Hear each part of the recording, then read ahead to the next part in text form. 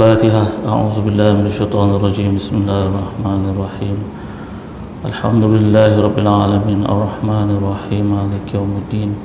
إياك نعبد وإياك نستعين. اهدنا الصراط المستقيم صراط الذين أنعمت عليهم غير المغضوب عليهم ولا الضالين. الحمد لله وكفى. سمع الله لمن دعا وليس وراء الله مرمى. صلاة وسلاما دائمين متلازمين على حبيب المصطفى وعلى آله وصحبه ومن اهتدى. أما بعد. Hormati Tuan Imam, Tuan Pengurusi Masjid, ahli Tuan Kuasa dan pegawai masjid, muslimin muslimat rahimakumullah. Pertama-tama jutaan syukur kita panjatkan kepada Allah Subhanahu wa taala dengan lafaz alhamdulillahirabbil alamin di atas nikmat Ramadan dan di atas kekuatan yang Allah berikan kepada kita sehingga kita dapat beribadah dengan penuh semangat di bulan Ramadan. Penuh harapan kita agar kekuatan dan semangat ini berterusan sehinggalah ke pagi Syawal insya-Allah. Muslimin muslimat rahimakumullah, pada pagi ini saya akan kongsikan satu daripada ibadah yang sangat istimewa yang sama-sama kita kena mula tradisikan dalam masyarakat kita, iaitu ibadah iktikaf. Saya akan bahas tentang iktikaf dan sumber utama saya daripada kitab Syekh Muhammad Arsyad bin Abdullah Al-Banjari, supaya sama-sama kita mudah faham kitab Jawi Lama. Ta'rif iktikaf, makna iktikaf berhenti, atau dalam istilah Arabnya luzum fil masjid, berhenti atau melazimi diri di dalam masjid. Kalau menurut orang kitab, berhenti dalam masjid dengan qasad, mendekatkan diri daripada kalangan orang muslim yang mumayyiz, aqil, suci daripada junub, haid atau nifas, tidak mabuk, menahan diri daripada keinginan syahwat serta ingat dan tahu haramnya. Kalau ikut menurut Ibnu Rajab Al-Hambali dalam kitabnya Lataif Al-Ma'arif, beliau menyebut maksud iktikaf adalah qat'ul ala'iq anil khalqi liittisal anil khaliq, memutuskan segala hubungan, segala keterkaitan urusan makhluk untuk menghubungkan diri atau mengakrabkan diri, mendekatkan diri dengan Khaliq, iaitu Allah Jalla Jalaluh. Kita lihat takrif daripada kitab ini tadi, maksud iktikaf adalah berhenti dalam masjid. Iktikaf ni mesti di masjid dengan qasad, dengan berniat, tujuannya mendekat diri daripada kalangan, mendekatkan diri dengan Allah Ta'ala. Tujuan duduk masjid ni bukan nak lepak saja, bukan nak buat belajar online, bukan. Tujuannya dekat diri dengan Allah Ta'ala. Daripada kalangan orang Islam yang mumayyiz, itu mestilah orang Islam dan mumayyiz, aqil, yang berakal, suci daripada junub, haid atau nifas, tidak mabuk, menahan diri daripada keinginan syahwatnya serta ingat dan tahu haramnya. Itu maksud iktikaf. Kalau kita lihat dasar hukumnya, iktikaf ini daripada firman Allah Ta'ala, wala tubashiruhunna wa antum aakifuna fil masajid, janganlah kamu berjima dengan isteri kamu padahal kamu beriktikaf dalam masjid. Dalam ayat lain Allah menyebut wa tahira baitiya lit-taifin wal aakifin war ruk'is sujud, dan sucikanlah rumahku, iaitu Baitullah, lit-taifin, bagi mereka yang tawaf, wal aakifin, bagi mereka yang beriktikaf, war ruk'is sujud, dan bagi mereka yang rukuk dan sujud. Kalau menurut sejarah, Nabi SAW biasa beriktikaf pada 10 akhir Ramadan. Cuma akhir tahun atau Ramadan terakhir Nabi sebelum baginda wafat, Nabi beriktikaf selama 20 hari, 20 hari terakhir di bulan Ramadan. Baik.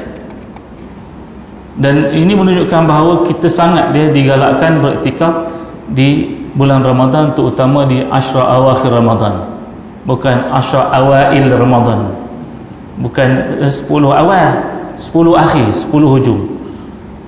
Terutama kita sekarang ni dah semuanya serba mudah. Semua boleh online, antara duduk boleh order kuih raya, antara duduk boleh order baju raya, tak ada risau. Jangan jadikan itu halangan untuk kita boleh beriktikaf walaupun sejenak, walaupun sekejap. Baik, seterusnya kita lihat rukun iktikaf. Sebagaimana kita maklumi, rukun ni mesti terpenuhi semua. Barulah sempurna iktikaf kita. Yang pertama, al-akif, iaitu orang yang mengerja iktikaf, mestilah ada orang tak? Yang kedua, tempat dia, al-makan, masjid, tempat iktikaf. Kemudian yang ketiga, al-muksu, berhenti. Maknanya bukan lalu, terlalu je, bukan, mesti ada tempoh berhenti. Kita akan tengok syarah ya, lebih detail. Kemudian yang keempat, mesti ada niat. An-niyatu mahalluhal qalb. Kata Imam Syafi'i, an-niyatu mahalluhal qalb. Qasdu syai' muqtarinan bil fi'li. Menginginkan sesuatu terus dilakukan. Berarti niat ni bukan angan-angan, bukan rancang-rancang. Niat ni bila terlintas terus buat, tidak ada antara lafaz niat atau lintasan niat dengan perbuatan, mesti terus. Qasdu syai' muqtarinan bil fi'li. Menginginkan sesuatu disertai dengan perbuatan secara langsung. Dan kita lihat syarat-syarat setiap rukun. Ini penting juga. Yang pertama, rukun yang pertama tadi, al-akif, atau orang yang menunaikan iktikaf. Yang pertama, syarat orang ini, yang pertama, dia Islam. Tidak sah iktikaf orang kafir, kerana salah satu daripada rukun iktikaf adalah niat, dan orang kafir itu tidak termasuk dalam kalangan ahli niyah. Yang kedua, aqil, tidak sah iktikaf orang gila, pitam atau mabuk, tetapi sah iktikaf orang yang mumayyiz. Ini kita kena faham istilah mumayyiz ni, boleh bezakan antara baik dan buruk. Dah ada kalau dalam belajar dia dah tahu lafaz niat, dia dah tahu baik dan buruk, dia dah tahu mana ruangan masjid, mana ruangan bukan masjid. Hamba atau perempuan, tetapi makruh iktikaf perempuan yang muda yang cantik. Yang muda yang cantik, yang tak cantik boleh. Pada dalam kitab tak? Kerana untuk menghindar fitnah, tujuannya itu hindar fitnah. Cuma kita di akhir zaman ni kita suka berhelah.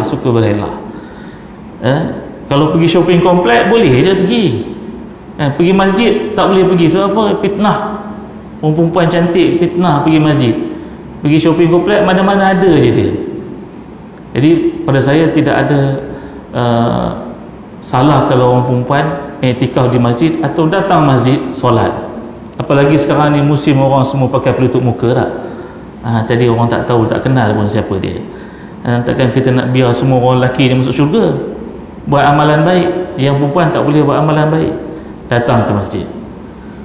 Kemudian yang ketiga, syarat orang yang beriktikaf ini suci daripada haid dan nifas. Ni maklum ni, mesti dia suci dari haid dan nifas. Jadi mereka yang dalam keadaan haid, dalam keadaan nifas, tidak boleh beriktikaf di masjid. Cuma ada perbahasan macam-macam lah kalau kita tengok dalam fiqhul mu'asarah, fiqh contemporary dikarang oleh Syekh Yusuf Qadhawi, bahas tentang orang wanita dalam haid berada dalam masjid. Ibn Taymiyah pun ada juga bahas tentang itu. Cuma ada yang mengatakan illahnya tak dibolehkan mereka dalam haid duduk dalam masjid, kerana zaman dulu orang perempuan ni tak macam sekarang. Sekarang dah ada alat untuk menghindari mengotori masjid. Dia dikatakan boleh datang ke masjid, apabila selesai urusan sebaiknya segera keluar dari masjid.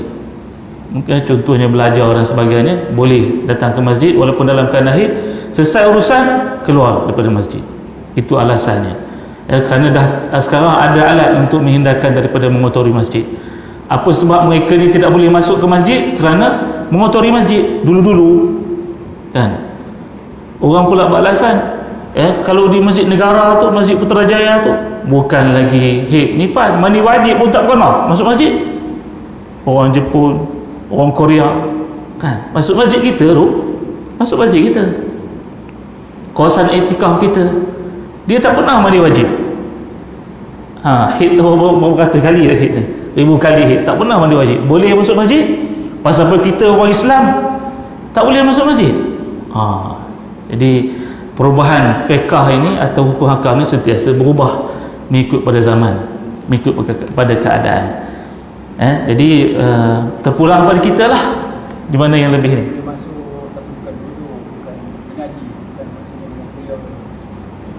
Pada saya, bila ada urusan, selesai urusan boleh keluar. Jangan selesai urusan bergolek bergelentang dalam masjid pula, kita tak boleh lah. Ada urusan penting masuk ke masjid, ya masuk masjid. Contohnya apa lagi urusan penting? Kalau contohlah wanita ni memang tak boleh langsung masuk masjid, jadi mereka ni akan jadi jahil kan?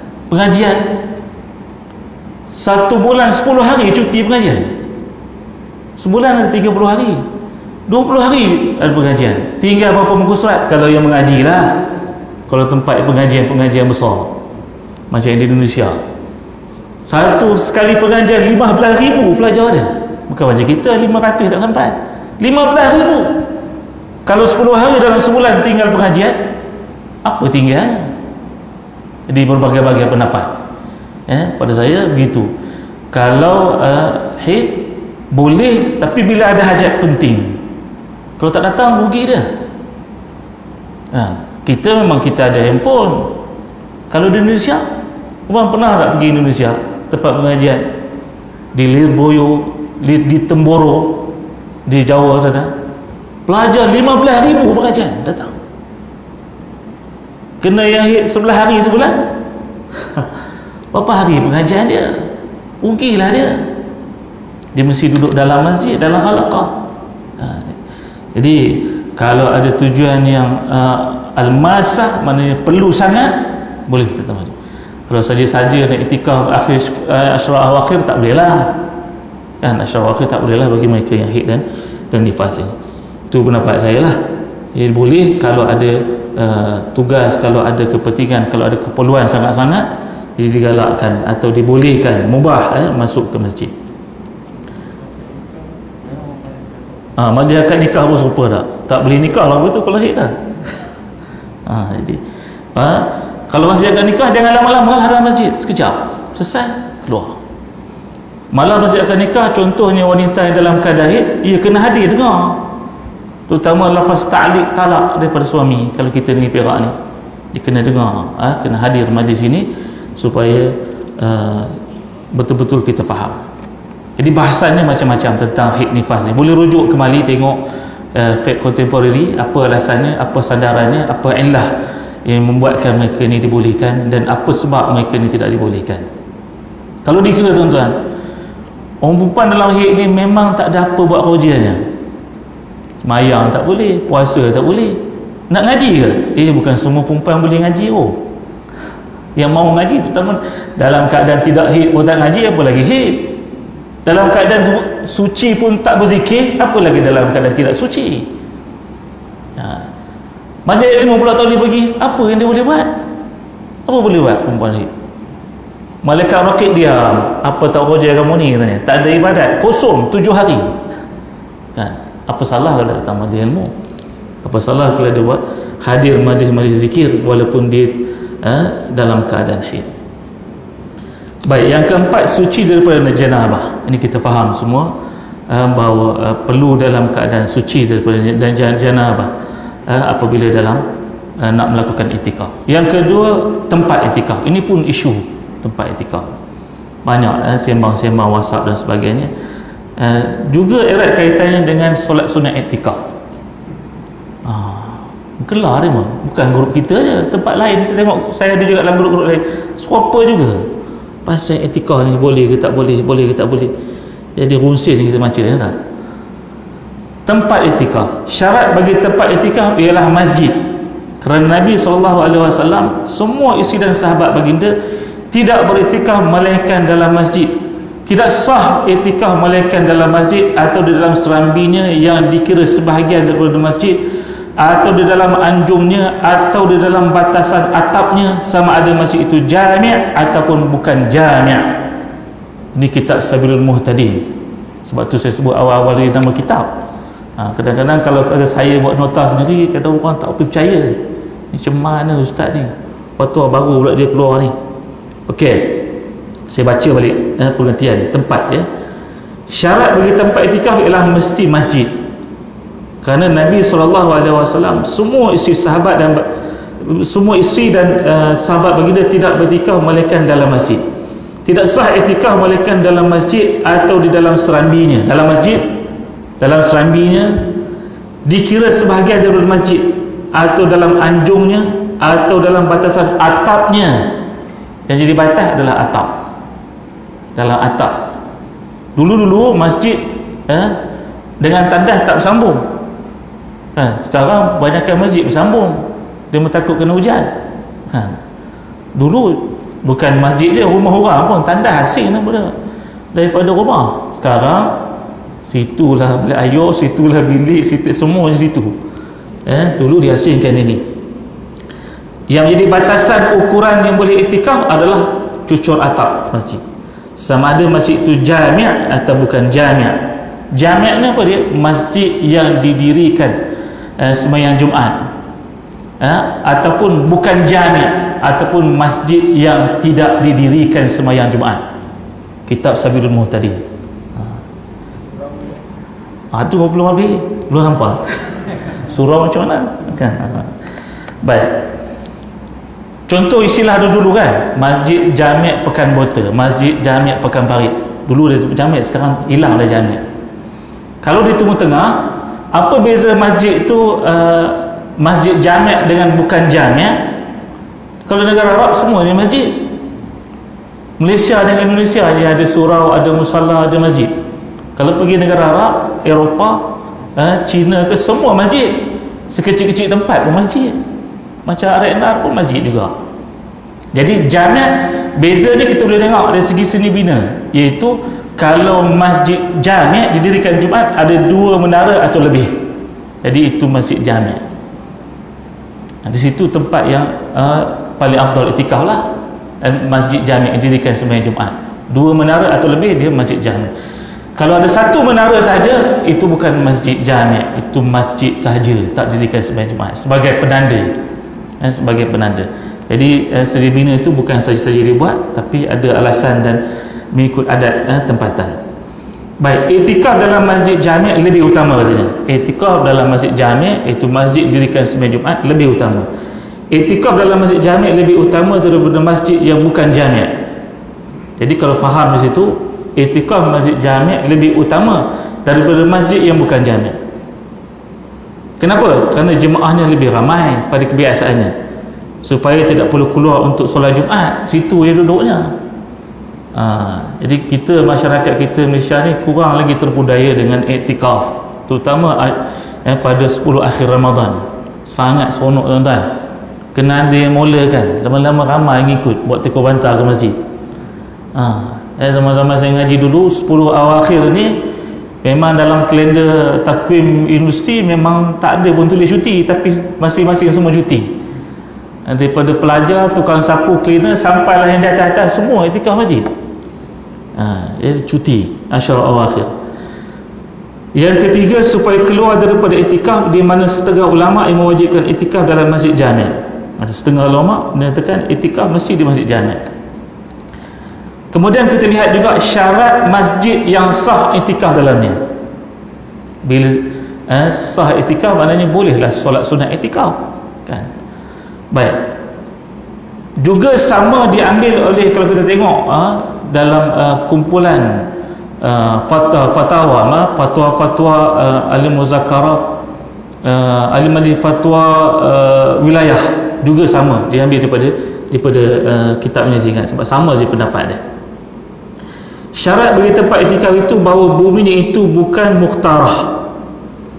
Mukhtarah maksudnya tidak dimiliki atau dikuasai oleh pihak tertentu, sama ada persorangan atau syarikat dan sebagainya. Yang pertama dia kata tempat tu, bumi tu bukan mukhtarah, bukan dimiliki oleh siapa-siapa. Kalau kita tempat itu, masjid itu diletakkan di bawah Baitul Mal. Kerana ada tempat-tempat masjid ni dimiliki oleh suku-suku, oleh kaum, oleh kabilah, atau macam RNR depan ni, di RNR, Petronas depan dimiliki oleh Petronas. Jadi itu bukan mukhtarah, itu ada pemilik, ada syarikat yang pemilik ni. Syaratnya mesti tempat itu bukan mukhtarah. Adapun jika bumi ni mukhtarah, maka tidak sah iktikaf dalamnya. Kalau tempat itu bukan mukhtarah, dimiliki oleh seseorang, tak sah iktikaf dalamnya. Jadi musalla atau masjid di RNR, masjid di Petronas, surau-surau ini yang dimiliki oleh suku kaum ini tak sah iktikaf. Kalau surau dalam contoh surau dalam universiti, siapa punya? Syarikat punya ke? Persorangan punya ke? Kalau dia dimiliki oleh Baitul Mal, bukan mukhtarah, dia dibolehkan iktikaf. Tapi kalau dia mukhtarah, dimiliki oleh persorangan, tak sah iktikaf. Jadi isu di situ tak. Maka tidak sah iktikaf dalamnya, melainkan jika dia buat sebagai panggung, binaan atau batu, kemudian diwakafkan menjadi masjid, oleh itu sah iktikafnya. Jadi kesimpulannya, tempat ni mesti diwakafkan, atau kita di negeri kita ni mesti diwakafkan Baitul Mal, barulah dia sifatnya boleh beriktikaf di situ. Jadi sahlah solat sunat iktikaf di situ, kan? Baik, saya rasa banyak benda boleh kita perjelaskan. Boleh juga tengok dalam kumpulan fatwa negeri Sarawak pun sama juga ceritanya tentang surau diri Jumaat. Boleh tak solat sunat iktikaf di surau diri Jumaat? Kalau surau diri Jumaat itu terpenuhi syarat yang saya sebutkan tadi, bolehlah solat sunat iktikaf di situ. Bolehlah kita berniat iktikaf. Baik. Yang ketiga, berhenti. Syarat bagi berhenti dalam masjid ialah lebih daripada kadar tama'ninah dalam sembahyang. Berhenti itu iktikaf dia bukan mestinya lama. Kadar tama'ninah, kalau kita lihat dalam kitab Muniyatul Musalli, tama'ninah ni sekadar sempat kita menyebut Subhana rabbiyal azim wa bihamdi, sekali dah dapat tamakninah. Itu dah cantik. Jadi walaupun kita berhenti sekejap, luzum fil masjid sekejap, sejenak, sekadar tamakninah dalam solat, dah boleh kita berniat iktikaf. Sama ada diam anggotanya, ataupun berulang-ulang, dan sama ada berpuasa ataupun berbuka, sama ada bulan Ramadan puasa ke atau tidak puasa, dia boleh beriktikaf. Tidak memadai berhenti sekadar tamakninah sembahyang atau kurang daripadanya. Mana kena lebih daripada kadar tempoh subhana rabbiyal azim wa bihamdi, itu lebih daripada itu, jadi boleh kita berniat iktikaf. Adakah lalu dalam masjid dikira iktikaf? Tidak memadai lalu dalam masjid mengikut pendapat yang muktamad, kerana yang demikian itu tidak dinamakan iktikaf. Kata setengah ulama, sah iktikaf dengan lalu dalam masjid. Ada juga ulama mengatakan sah iktikaf walaupun hanya lalu dalam masjid saja, sah. Mengulang niat setiap kali masuk ke dalam masjid. Sunat bagi seseorang berniat iktikaf setiap kali masuk dalam masjid supaya memperoleh fadilat. Jadi boleh buat berbagai-bagai ibadat lah selain daripada kita dengar kuliah, juga kita niat iktikaf. Baik, seterusnya rukun iktikaf yang keempat, niat. Syarat bagi niat iktikaf ialah berserta dengan berhenti. Mesti berhenti, hanya duduk sekejap. Jika iktikaf itu fardu dengan sebab nazar, maka wajib berniat fardu supaya berbeza daripada iktikaf sunat. Tidak disyaratkan menentukan sebab fardu iaitu nazar. Iktikaf dengan tidak menentukan tempoh masa, memadai dengan niat mutlak. Apabila seseorang berniat iktikaf secara umum seperti tidak ditentukan masa, maka memadai berniat iktikaf walaupun lama tempoh berhenti dalam masjid. Wajib memperbarui niat jika keluar daripada masjid dengan tidak berniat kembali walaupun kerana qada hajat. Wajib memperbarui niat jika keluar daripada masjid dengan tidak berniat kembali, maknanya dalam tempoh masa yang lama, keluar daripada masjid lepas daripada kuliah ni, nanti masuk balik masjid waktu zuhur nanti, wajib perbaharui niat. Tidak wajib memperbarui niat jika keluar daripada masjid dengan berniat kembali, maknanya tak wajib kita perbaharui niat jika kita keluar daripada masjid dengan niat akan kembali balik masjid. Keluar sekejap je, beli barang ke, balik rumah sekejap ambil barang, kemudian balik ke masjid. Jadi tidak perlu perbarui niat walaupun keluar daripada kawasan masjid, atau istilah yang di awal tadi, keluar daripada cucur atap masjid. Kalau kita memang berniat nak balik ke masjid, jadi boleh kita terus saja niat yang pertama, tak perlu perbarui niat. Baik.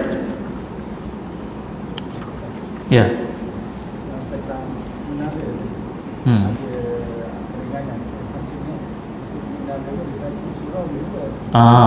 Surau dua ya. Kita pula satu.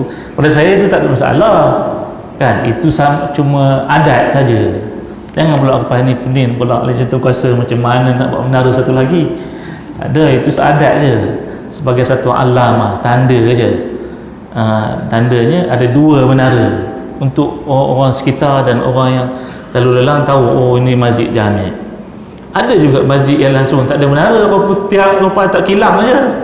Ini masjid gitu katanya. Tak ada menara pun. Tak menjadi syarat pula mesti ada menara. Ada menara, tak ada menara, tak ada masalah. Cuma yang penting tempat itu bukan mukhtarah, bukan dimiliki oleh sesiapa-siapa, hanya dimiliki oleh Baitul Mal penjagaannya. Jadi baru dikatakan masjid. Sama ada dia masjid jami' atau masjid yang bukan jami', masjid didirikan sembahyang Jumaat atau masjid yang tidak didirikan sembahyang Jumaat. Kemudian kita tengok perkara-perkara yang membatalkan iktikaf. Antara perkara yang membatalkan iktikaf ialah jima' dengan sengaja dan tahu hukum haramnya serta dengan usahanya sendiri, batal iktikaf. Kemudian yang kedua, menyentuh perempuan dengan syahwat tanpa berlapik sehingga keluar mani, batal iktikaf. Mengeluarkan mani dengan sengaja, gila atau pitam, haid atau nifas, murtad atau mabuk, jadi batal iktikafnya. Baik, jadi sepanjang Ramadan yang kita masih berbaki ini, marilah kita sama-sama memanfaatkan bulan Ramadan ini dengan cara yang terbaik, supaya kita tidak lalu saja Ramadan ini dengan begitu saja. Jadi saya ada 7 tips yang perlu kita sama-sama rangkakan, jayakan sepanjang bulan Ramadan ini. Yang pertama, dalam bulan Ramadan ini saya rasa masih lagi belum terlambat. Kita mesti ada musyaratah, kita menyenaraikan apa perkara-perkara ibadat yang perlu kita buat. Senaraikan, jangan senarai dalam kepala je, sebab yang kita tulis apa kita nak buat. Khatam Al-Quran, sembahyang Jumaat, tarawih tiap malam. Kita ada musyaratah, senaraikan. Kemudian bila telah kita senaraikan, kita mesti ada muraqabah. Muraqabah ni kita teliti kemampuan kita dan kita lihat, kita perhalusi. Kemudian bila kita dah ada muraqabah, mesti ada mujahadah, mesti ada kesungguhan. Dengan tulisan hanya tinggal tulisan, angan-angan hingga hanya tinggal angan-angan, tulisnya berbaris-baris, tapi buat ni tak. Tulis ikut kemampuan kita. Semangat ni, tengah semangat lagi ni 10 awal ni, tengok 10 kedua esok mula dah so sikit. Tengok alhamdulillah masjid kita ni tarawih 20 rakaat. Kadang-kadang saya biasa tarawih di Parit, datang saya balik sini, saya dah sampai sini masjid belum habis lagi. Memang handai sungguh, memang bagus kalau dapat istiqamah ni, memang sangat cantik sampai akhir Ramadan. Jadi mesti ada mujahadah. Bila mujahadah ni mesti ada awaiq dia panggil, mesti ada penghalang-halangan yang macam-macam, godaan-godaan yang macam-macam. Kemudian bila kita ada mujahadah, mesti ada muhasabah, tengok balik, kita hisap balik. Sebab tu yang kata tadi, kita tulis tu. Kemudian bila kita dah ada muhasabah, mesti ada muatabah. Muatabah ni kita itab, kita kritik diri kita. Pasal apa ini tak boleh buat? Angan-angan, tinggal angan-angan je. Katanya hari-hari masuk masjid nak sedekah RM5, ini RM1 pun haram. Angan awal bukan main. Tengok balik. Kita itab. Kemudian bila kita ada muatabah, mesti ada muaqabah. Denda balik. Denda. 3 hari tak sedekah masjid, patut 5 hari, 1 hari RM5, kena denda RM20 sekali. Walaupun berpino-pino kita masuk duit RM20 dalam tabung tu, kena masuk. Ini itab, ini iqab, ini denda bagi kita. Tak sempat tahajud malam tadi, denda kita pada hari ini, duha ni mesti 4 rakaat. Biasa duha 2 je kita buat. Hari ini iqab je, duha mesti 4 rakaat. Pasal apa? Tahajud tak sempat. Pukul 5.45 baru bangkit sahur. Mana nak tahajud? Kemudian akhir sekali kita mesti ada mukafaah.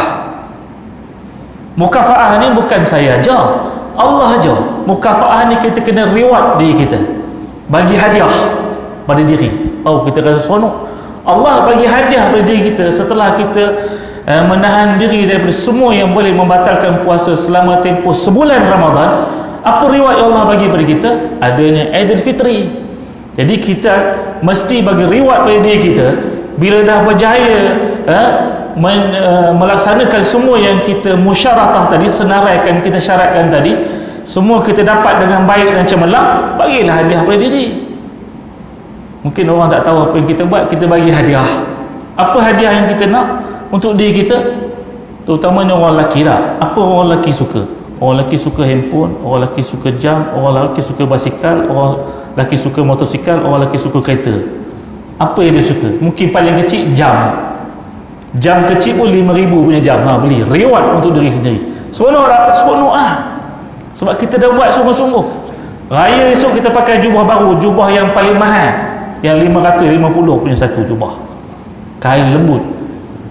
Untuk apa ni? Ini reward untuk diri kita, kerana kita dah cemerlang sepanjang bulan Ramadan. Itulah sikit sebanyak saya dapat kongsikan pada hari ini. Ya. Kita buat sekali kat sini, kita buat malam je, maksudnya tak ada tahajud, tapi itu kita bumbung. Kat sunnah yang sebenar ni macam mana? Biasa kita sini buat ibadah malam. Malam pedang kumbur, kata Tuan Imam kata tak. Siang kita tak ada. Mungkin kita sebab kekarangan bekerja. Cuma saya nak tekankan, kalau boleh 10 awakhir esok, siang pun kita duduk masjid. Lama sikit duduknya. Mungkin malam cuti, hari cuti, bawa tikar bantal sini. Sungguh bawa toto, bawa bantal, biasa. Cuma kita tak biasa tengoknya, kan? Biasa sebenarnya. Di tempat-tempat lain, negara-negara lain, 10 akhir Ramadan duduk masjid. Cuma jangan sampai pula bila iktikaf semua masing-masing tengok handphone. Bukan ngaji. Tengok FB, tengok TikTok, tengok macam-macam lah handphone ni. Jadi rugilah. Memang duduk dalam masjid, tapi duduk yang tidak berkualiti. Adanya pengajian, kan? Kuliah duha ke, kemudian tadarus Al-Quran, baca hadis. Zaman saya ngaji dulu, bila 10 akhir Ramadan, siang hadis habis khatam Riyadhus Shalihin. Tiap-tiap tahun khatam Riyadhus Shalihin. Baca je bukannya. Semua orang boleh baca. Bahasa Melayu kan? Kalau orang Arab, baca Arab lah. Boleh baca. Tulis giliran. Waktu ini, setiap 5 waktu solat. Lepas subuh, sianu baca Riyadhus Shalihin. Lepas zuhur, sianu baca. Habis khatam Riyadhus Shalihin. Jadi ada manfaat. Lepas duha, tidur. Lepas duha tidur, kan? Naumus shaim ibadah. Tidur orang puasa ni ibadat. Apa kaedah menyebut ma la yudriku kulluhu la yutraku kulluh. Apa yang tak boleh buat semua, dia kan tinggal semua. Mana nak iktikaf ustaz? Kena kerja ustaz boleh lah, tak ada kerja. Tak ada kerja pun duit masuk, katanya. Dah, bukan pasal itu. Kan? Saya dah setahun tak kerja ni, menganggur setahun. Dia bukan pasal itu. Apa yang tak boleh buat, kita tak boleh buat 20 hari seperti Rasulullah. Jangan tinggalkan semua. Tak boleh buat 10 hari, jangan tinggalkan semua. Boleh kita buat 1 hari je. 1 hari, bermula pada subuh sampai malam kerang. Jangan harus balik. Takkan rindu dah, kejap je. Start subuh, pukul 9 kan bawa tikar bantal. Jangan balik, berazam. Salam balik duduk dengan orang rumah. Abang tak balik hari ni. Sampai subuh esok baru balik. Cuba sekali. Etika. Bawa tikar bantal sini. Cubalah sekali. Cuba. Kalau boleh, kalau kita dapat buat, memang cantik tu. Seronok sebenarnya. Ramai-ramai. Nyembang seronoknya. Tak pernah tidur balik lah. Nyembang seronok sebenarnya. Seronok. Jadi penuhilah dengan Riyadhus Shalihin ke, kitab-kitab, baca kitab. Yang tak pernah duduk depan pakai mikrofon ni, pegang mikrofon ni, baca. Jadi seronok. Suasana itu suasana yang kita inginkan sama-sama. Cuba sesekali kita buat. Kalau di Masjid Sultan Salahuddin ya, di Shah Alam tu, 10 awakhir ramai tuan. Ramai 10 akhir Ramadan orang iktikaf. Lama dari mula didirikan masjid. Kerana awal-awal di masjid tu saya sekolah di sana. Memang kami 10 akhir semua pelajar iktikaf di masjid. Ramai orang iktikaf. Ada tahajud dan sebagainya. Memang sangat cantik. Cuma kita saja yang belum terbudaya dengan perkara ini. InsyaAllah apa yang tak boleh buat semua, kita cuba buat semua. Walaupun mungkin tak satu malam, sejenak, sewaktu. Dan kita sama-sama niat iktikaf. Wallahu a'lam bissawab. Aqul qouli hadza wa astaghfirullah li wa lakum. Assalamualaikum warahmatullahi wabarakatuh. A'udzubillahi minasyaitonir rajim. Bismillahirrahmanirrahim. Alhamdulillahirabbil alamin wassalatu wassalamu ala asyrafil anbiya wal mursalin wa ala alihi wa sahbihi ajma'in. Allahumma salli salata jalalin wa sallim salama jamalin ala hadrati habibika sayyidina Muhammad wa ghashahu Allahumma binurika kama ghashatuhu sahabati at-tajalliyat wa nadhara ila wajhika al-karim wa bihaqiqatil haqa'iq allaba maulahu al-azim alladhi a'adahu min kulli su'.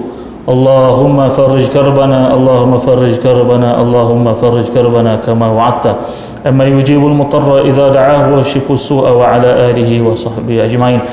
Allahumma inna nas'aluka ridhaka wal jannah wa na'udzu bika min sakhatika wan nar. Allahumma innaka 'afuwun karimun tuhibbul 'afwa fa'fu 'anna wa 'an walidina wa 'an jami'il muslimin muslimat bi rahmatika ya arhamar rahimin. Subhana rabbika rabbil 'izzati amma yasifun wa salamun 'alal mursalin walhamdulillahi rabbil alamin. Taqabbalallahu minkum.